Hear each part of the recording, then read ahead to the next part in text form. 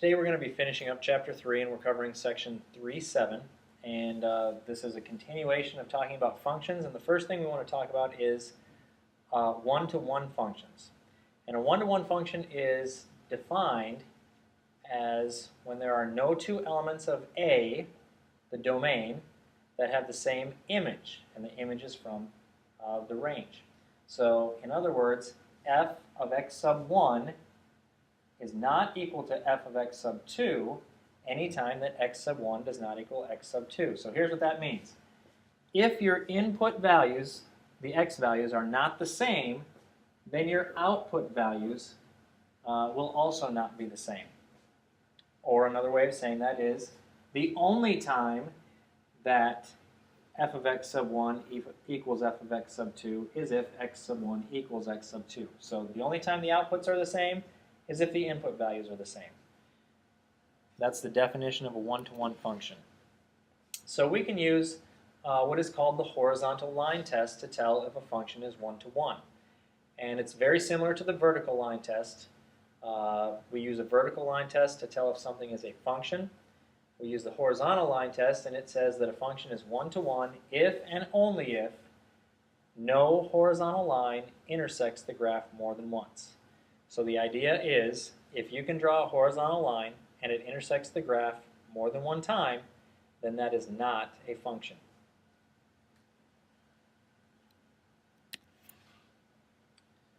So let's take a look at f of x equals x cubed. The first thing we want to think about is, what does this function look like? And I'll draw a sketch of it over here. Hopefully we kind of remember, but x cubed is going to look like this. And the idea is, as we look at the horizontal line test, we know that f of x equals x cubed is a function, but if we look at all of the horizontal lines that we can draw, any horizontal line that you draw will intersect that function only one time. So the answer is yes, f of x equals x cubed is a one-to-one function. Now let me get rid of all these lines. So the next one is f of x equals x squared a one-to-one function? And we know that x squared is a parabola. It comes down, hits 0, whoops, I went a little low, but it comes back up. So if you look at this,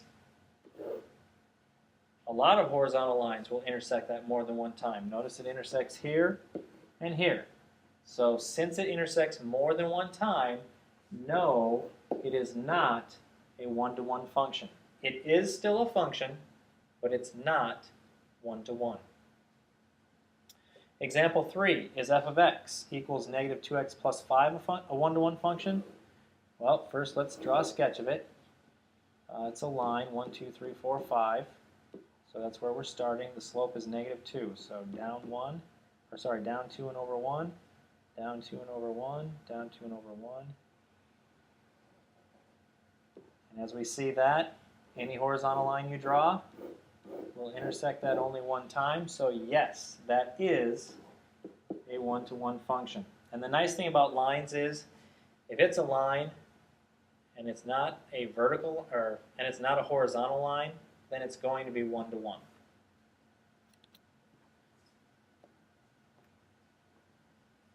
So next we want to look at the definition of inverse functions. And our definition is that first of all, if f is a one-to-one function with a domain of A and a range of B, then its inverse function, f inverse, and this is how we write f inverse, it's the f with a negative 1 like it's an exponent, has a domain of B and a range of A. So the whole idea is that we are going to switch the x values and y values around. And it's defined by f inverse of y equals x, is equivalent to saying that f of x is equal to y for any y in B. So here's the idea. We've got a function, and our function has a domain, and our function has a range. These are the x values, these are the y values. We label this A and we label this B. Our function f sends the x values over to y. The inverse, on the other hand, has a domain, and that domain is b, which is all those y values that we had from here. And the range for the inverse is a, which is all the x values that we originally had over here. So what this function does is it sends these y values back to x, and that's what the inverse does. So the whole idea is the original function is going to send x, a specific x value to a specific y value. The inverse will take that specific y value and send it back to the original x value. So as we look at this, if f of 2 equals 8, f of negative 3 equals 4, f of 5 equals 12, and f of 7 equals negative 2. Find f of negative 1, find f inverse of 8. And so the whole idea is, if you think about it as a picture, you've got your domain, which is 2, negative 3, 5, and 7. That's from the domain. And they are getting sent to the range, which is 8, 4, 12, and negative 1. So this is what we've got going on here. Now the inverse is going to do the opposite of what the original did. So the original sent 2 to 8. The inverse here is going to send 8 back to 2. The inverse of 4 is going to send 4 back to 3. The inverse of negative 1 is going to send negative 1 back to 7. Okay? So the answer to each of those, let me erase this.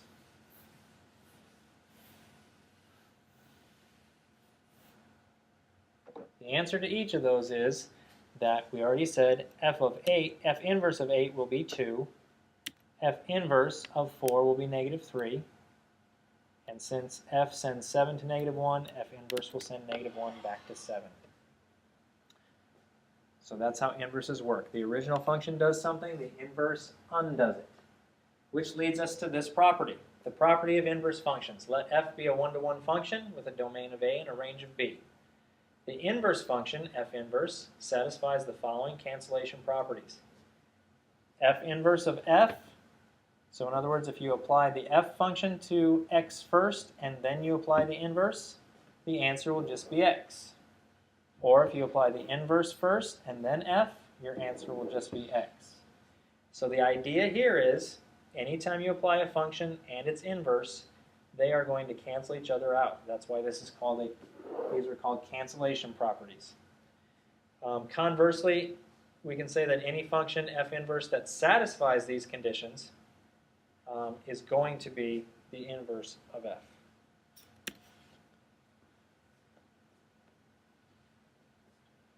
Okay, example 5. We want to show that f of x equals x to the 5th and g of x equals x to the 1/5 are inverses of each other. So what we have to do is we need to show that g of f of x equals x, and we also have to show that f of g of x equals x. So we'll start with this first one.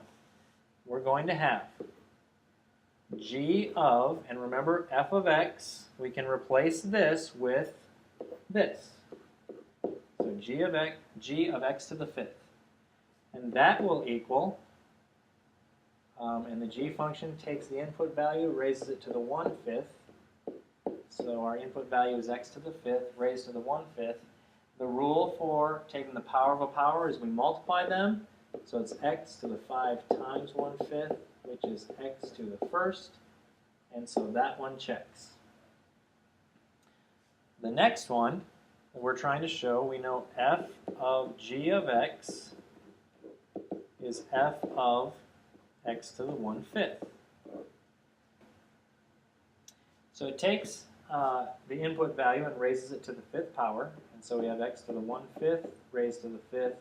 And just like above, 1/5 times 5 is going to be x to the 1st power, and that one checks out as well. So that's how we show that two functions are inverses. We apply a composition either way, g of f and f of g. So when we want to find an inverse, we follow a pretty simple process. The first thing is we write y equals f of x. So y equals our function. Then we interchange the x's and the y's. We switch them around. After that, we want to solve that new equation for y. We want to get the y by itself. Then the result of that process is f inverse of x. So we're going to use this process as we do some examples. So the first one we've got, the first step says we're going to write y equals 5x plus 8. Second step, we want to switch around the x's and the y's. So this will be x equals 5y plus 8. Notice the only thing that changed is the x became a y and the y became an x. Now we want to solve for y. So we're trying to get this by itself. So this is our third step. We subtract 8 from both sides. So x minus 8 equals 5y. And then we divide by 5 on both sides. And we get y equals x minus 8 over 5. And the last thing we want to do is rewrite it. F inverse of x, because we've just found the inverse, equals x over 8, or x minus 8 over 5. And so it's just that 4-step process each time.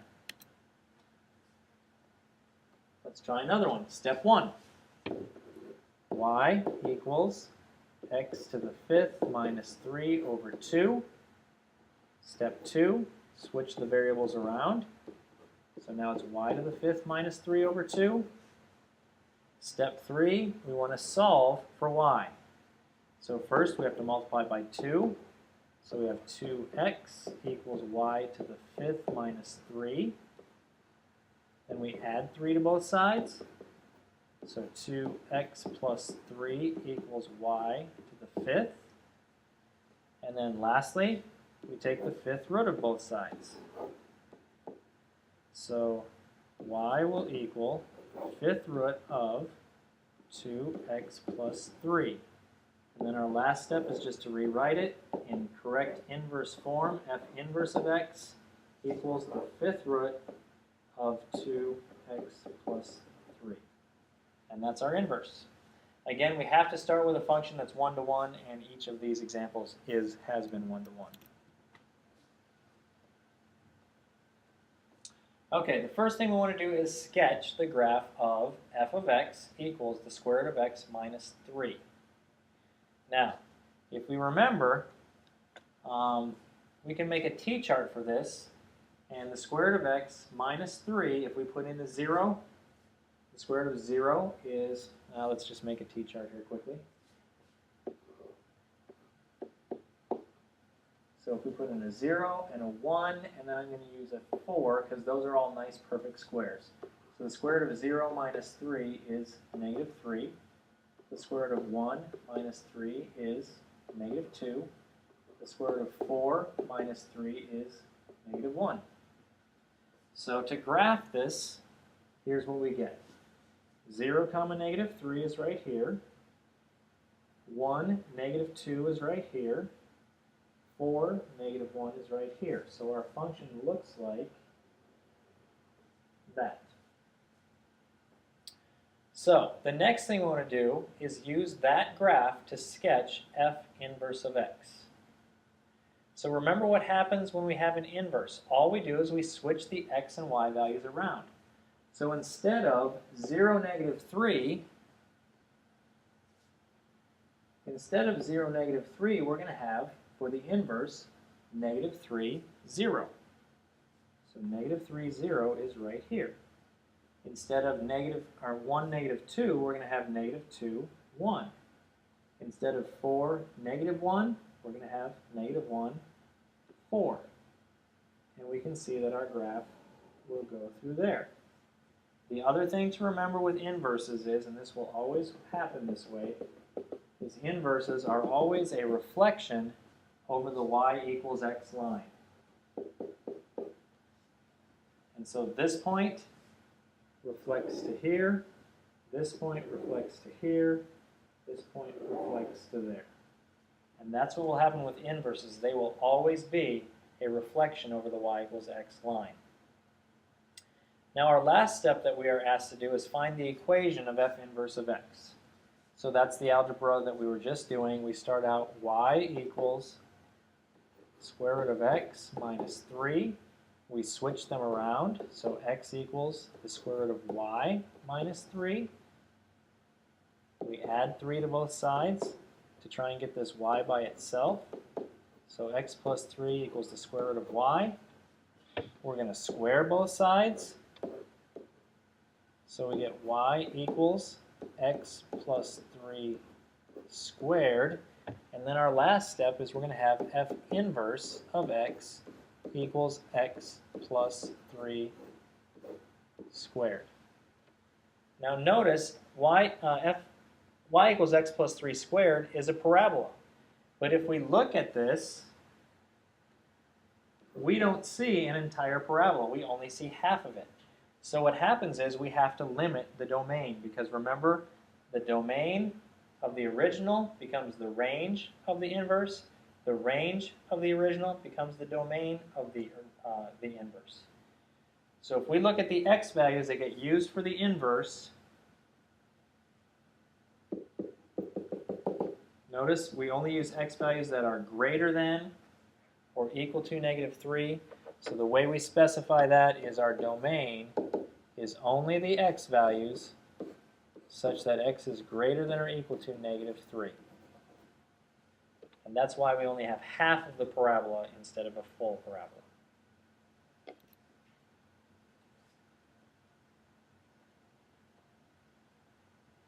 Your assignment is here on page 286, section 3.7, and the numbers are listed there. You've got a few of those to do.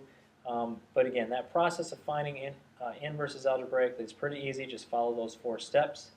And again, you'll have time tomorrow to work on those and to ask questions.